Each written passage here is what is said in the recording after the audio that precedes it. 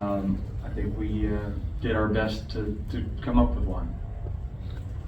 That's it. That's all I have.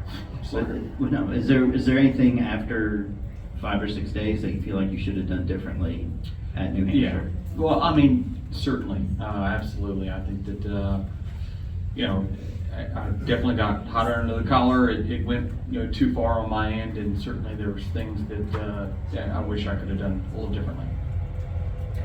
Additional questions for Denny?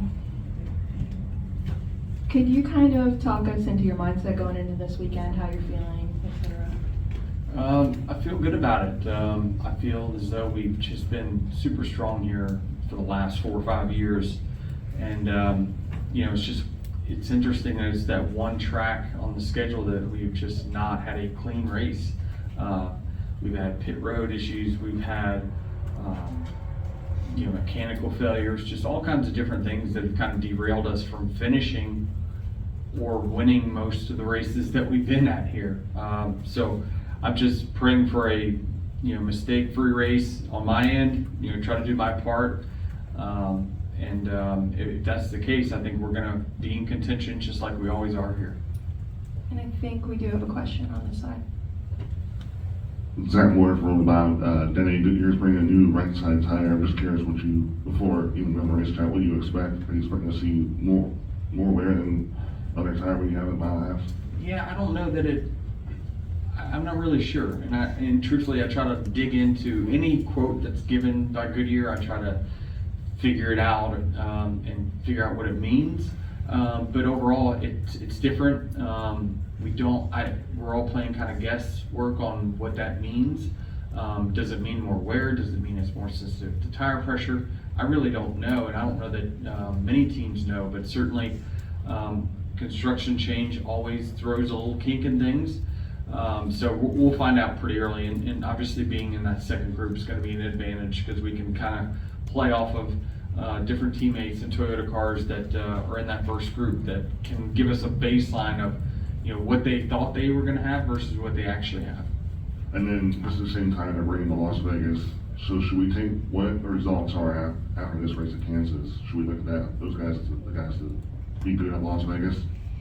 Yeah, it's hard to believe it's been so long since we've been on a mile and a half racetrack. It just, when you hear that it's been months and months, it was like, wow. I thought we had more on the schedule than what we do right now, being that it is especially the best racing that we've got. But yeah, it's been a minute since we've gotten that opportunity. So certainly, by the time we get here, you should see some sort of correlation to when you get to Vegas from Kansas results this weekend. Jeff?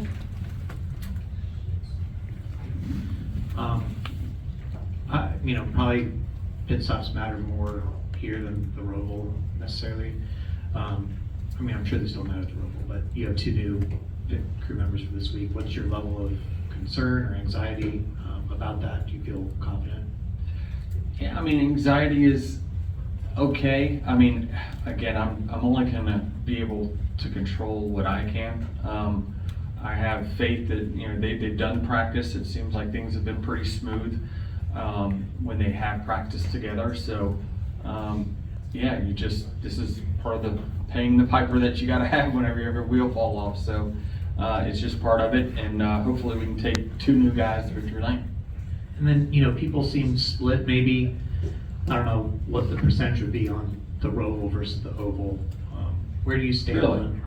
Well, at least Reddick was. Maybe he just likes the Roval a lot. Maybe more people like the Perhaps. Oval. But where do you stand on wanting the Roval to continue or versus the Oval? Well, I think the Oval is really, really the best racing you're going to find is the Oval. It's really hard to bring an example where the Roval would be better unless you throw in a green-white checkered. Then you can have some chaos at the end that kind of saves the day. But truthfully, when we had the Cook 600, it was just a great battle. I remember up front with us, the 1 and the 24, nobody could hold the lead. It was wildly entertaining from my seat. The Oval, in this car seemed to really work well together. I truthfully believe that it's only the Roval the only reason it's staying is because NASCAR wants to keep a road course in the playoffs, and just as a competitive balance. Other than that, I can't really see where it has a place. Go ahead, Reed. Reed Spencer with the NASCAR Wire. Certainly seems like change is coming to the playoff system at the end of the year. If you could design it yourself, what would your preference be?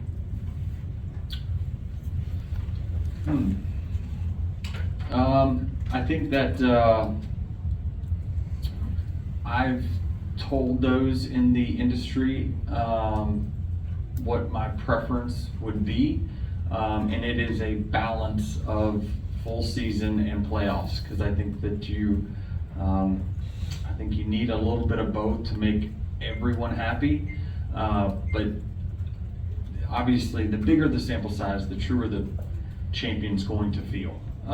But there certainly needs to be an element there that keeps it exciting all the way to the year end. And certainly if you run it 36 races, there's an opportunity for it to be exciting naturally in that way, without resets and cutoffs and things like that. But I do think that there is a balance that can be had, but obviously my number one preference is just the more races to decide a champion, the better. I think the better it's going to be. Certainly anything more than one is a gain, and anything, I think more than 3 or 4 is a bonus. Any final questions for Denny? We'll come over here to Eric. Eric, you said out of the groove. The Penske cars were obviously the cars to beat last week. Can Joe Gibbs Racing close that gap between now and Phoenix? I do. I think so. I think it's possible. I think there is a wheel force test that is coming up at Phoenix that we have to put our best foot forward when it comes to preparing for that, getting the most out of our cars, and it's going to take a rethink of our philosophy. I don't think that it's one little thing here and there, and then we're right there. I think that it's a gap, and we're going to need to change our philosophy, or else I don't think anything will be different than the last 3 years. So what is important is we're going to have that opportunity, and hopefully we use it to the best of our ability. My Place Hotels is proud to be the official hotel partner of Frontstretch. With plush beds, in-room kitchens, and pet-friendly hotels, My Place makes for the perfect pit stop when traveling. Frontstretch fans can use promo code FRONTSTRETCH to save 10% on your stay at any of our nationwide properties. Sign up for our Stay Rewarded program to get even more savings. With My Place Hotels, don't just stay, stay rewarded. I'm Caleb Barnes with Frontstretch.com. Come back soon for more great racing videos, and if you like us, don't forget to hit the subscribe button.